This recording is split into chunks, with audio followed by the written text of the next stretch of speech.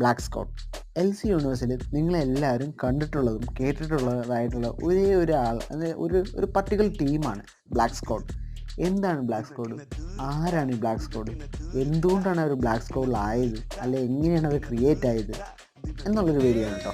ശരിക്കും black squad എന്ന് പറയുന്നവരെല്ലാവരും പോലീസുകാർ തന്നെ. അവർക്ക് ചില പ്രശ്നങ്ങൾ വരികയും അവരെല്ലാവരും അവരുടെ സിസ്റ്റത്തിനകത്തുള്ള കറപ്ഷൻസ് പുറത്തു കൊണ്ടുവരികയും ചെയ്യുന്നു. ഇവരെല്ലാവരും വർക്ക് ചെയ്യുന്നത് ഒറ്റയ്ക്കാണ്.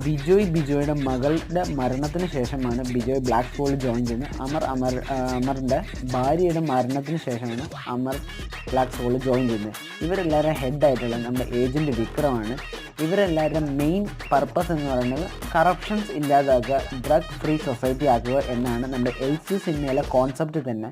സോ ശരിക്കും ബ്ലാക്ക് സ്ക്വാഡ് എന്ന് പറയുന്നത്, അപ്പോൾ ഞാൻ നേരത്തെ പറഞ്ഞ പോലെ തന്നെ അവർ യഥാർത്ഥ പോലീസുകാർ തന്നെയാണ്. പക്ഷേ അവർ കറപ്ഷൻസ് പുറത്തു കൊണ്ടുവരികയാണ് ചെയ്യുന്നത്. പക്ഷേ ഇവരെല്ലാവരും വർക്ക് ചെയ്യുന്നത് എലോൺ ആയിരിക്കും.